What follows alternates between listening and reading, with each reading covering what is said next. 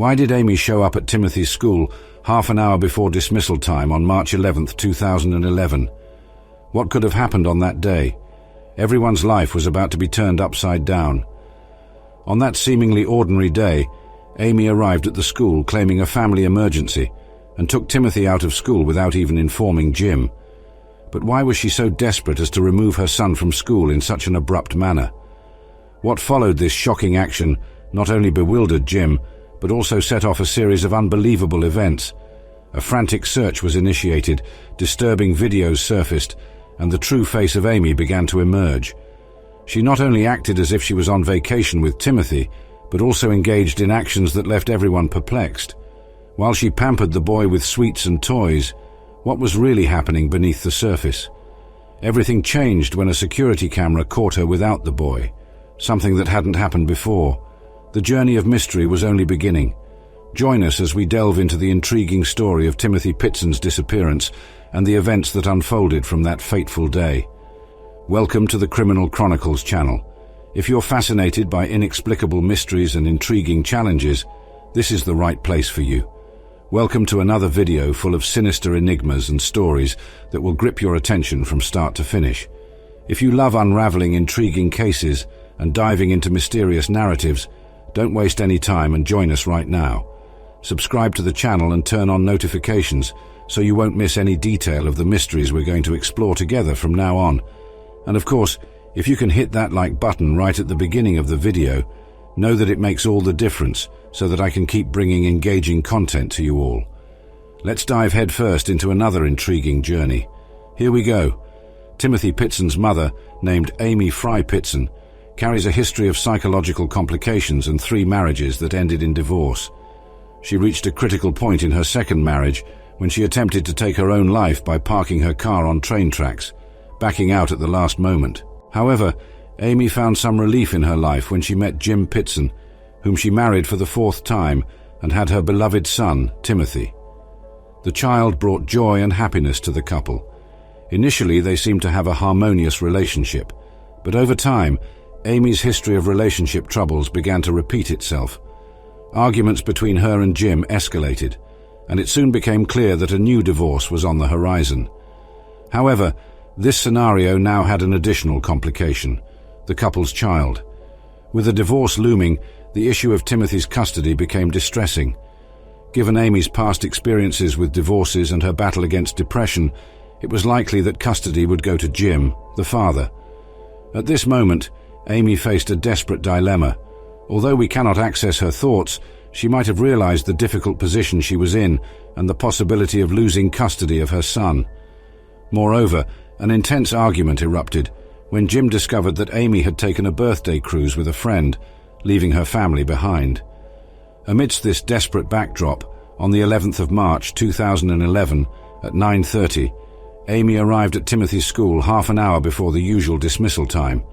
She claimed a family emergency and pulled the boy out of school without informing Jim. Naturally, there was no real emergency. All of this was part of Amy's strategy to pick up Timothy before Jim did and flee with him, leaving no trace. Jim was bewildered, not understanding what was happening, but he decided to wait, thinking something genuinely serious was occurring. However, with time, he understood the truth. The day after the disappearance, he contacted the police, and a search for the mother and son was initiated nationwide. During the search, authorities found videos showcasing Amy's peculiar behavior. Instead of hiding or quickly escaping to a distant location, she acted as if she were on vacation with Timothy. These were likely some of the happiest days in the boy's life, who was unaware of his mother's true intentions. Amy's own family wasn't concerned either, as she called her mother and said she would be gone for only 2 days, using the time with her son to relax. Since the school incident, she never exchanged words with Jim again. However, she contacted his brother and assured that everything was under control and that Timothy was in good hands. Together, they stayed in high-end hotels. She spoiled the boy with all the candies and snacks he loved. Furthermore, she took him to visit various tourist spots, including a water park in Illinois and a zoo in Chicago. Amy bought countless toys for Timothy, and it seemed they were having fun, although the rest of the family was deeply worried, especially after that call to Jim's brother. The situation was under control with Timothy and his mother until a store's security camera filmed her without the boy, something that hadn't happened until then. At first, this might not seem relevant. Perhaps she had left him in the car playing somewhere. However, the situation took an even stranger turn when she was seen checking into hotels alone, locking herself in the room, and even refusing the entry of housekeepers. From that point on, the last time Timothy was seen was on the 13th of May, 2011, as they were leaving that last resort where they had been staying. After numerous attempts to open the door, the hotel staff decided to intervene and enter forcefully. Inside the room, they found Amy's lifeless body on the bed. She had inflicted deep wounds on herself with a knife after ingesting a concerning amount of antihistamines. It was evident that this was a case of suicide. Beside the body, there was a farewell letter written by Amy. She expressed remorse for the chaos she had caused, but also mentioned that her son Timothy was safe and surrounded by love, although he would never be found again. Imagine the desperation of a father when the mother of his child disappears with him for days, returns, and leaves a note like this. It was an extraordinarily complex situation that left Timothy's family completely bewildered. In the room where she met her end, there was no trace of the boy, not even his belongings. Thus, in a short span, law enforcement agencies began undertaking extensive search operations throughout the country. One possibility is that the mother had been planning this for some time, and that the boy might still be alive today, under the care of an unknown family in some remote location. This is because Amy's car had an automated toll payment system.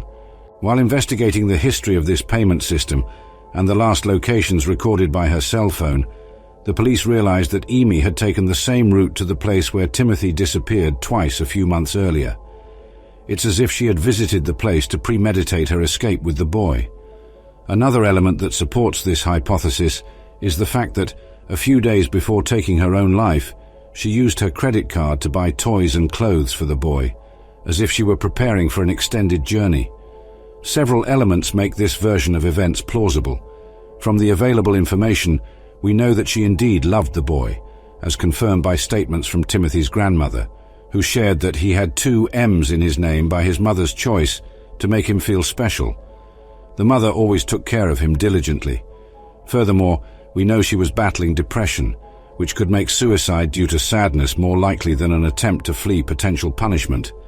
However, if this hypothesis is correct, a crucial question arises. Why was Amy so desperate to keep the boy away from his father? An apparent and simplistic answer could be that she was dealing with mental disorders, which would explain many of the confusing points in this story. However, several situations also suggest that there was an underlying reason to keep the boy away from his own father. A central example of this is the note she left before her death, where she mentioned that he wouldn't find the boy, referring to a specific person, as if she were protecting the boy from someone. Furthermore, when they were still together in a hotel, she called the entire family, including her husband's brother, to assure them that everything was fine. However, the only person Amy didn't contact and ignored calls from was the boy's own father, as if she were facing complex issues beyond the separation, of course. However, it's crucial to emphasize that all these assumptions are mere conjectures, and the police have raised the most plausible hypothesis that the mother might have committed an act of violence against the boy and then taken her own life. This theory emerged when a significant amount of the boy's blood was found in the car, and the clothes Amy was wearing on the day she picked up her son from school, a t-shirt and pants, were missing from her belongings. This raised the possibility that she might have disposed of these clothing items. Combining this fact with the knowledge of her psychological problems, this hypothesis doesn't seem so implausible, and some even interpret that the place where she said she would leave the boy could refer to the afterlife, where the child supposedly would go after death. As the years went by and no leads surfaced, the boy was never seen again. Undoubtedly, this was the darker, sadder, and more realistic of the two options. However, a doubt persists, as some relatives reported that the boy had episodes of nosebleeds, which could explain the blood found on the car seat. Even with intense media coverage of the case, it quickly lost momentum. It remained unsolved for many years until, in 2019, a young man emerged in the media claiming to be Timothy, asserting he had escaped from captivity after 7 or 8 years. This shocked the press, and newspapers all over the country carried the news that the kidnapped boy had returned after so much time and was alive and well. The family, understandably, was in a state of ecstasy, but after so many years, they decided to conduct a DNA test to confirm the young man's identity. To everyone's dismay, the individual in question was, in fact, a 23-year-old criminal who had fabricated a false identity as Timothy, possibly driven by his television exposure. As reported by the criminal, he nurtured the desire to have a father similar to Timothy's. The narrative was already incredibly bizarre and sad, but bringing this episode to light once again immensely aggravated the emotions of the missing young man's family. All indications point to the mother adopting the stance of, "If I can't have him, no one else can." And due to her mental health issues and tumultuous relationship with her husband, she might have sought to cause as much damage as possible. Up to the present moment, there is no definitive conclusion about the actual outcome involving the boy's fate. And thus, we conclude another captivating dive into the shadows of the world of crimes and mysteries.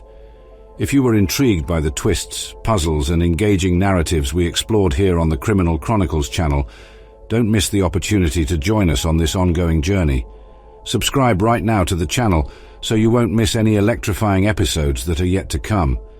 Every case, every meticulously investigated detail relies on your support to keep happening.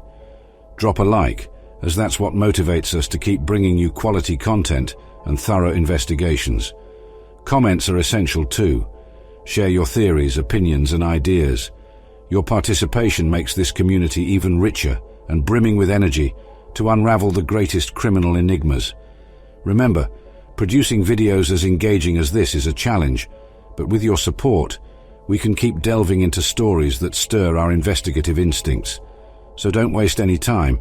If you're not yet a part of this passionate community for mysteries and intriguing crimes, click the subscribe button, activate notifications, and leave your mark in the comments and likes. Together, we will unravel the most complex secrets of the criminal underworld. Until the next video, detectives.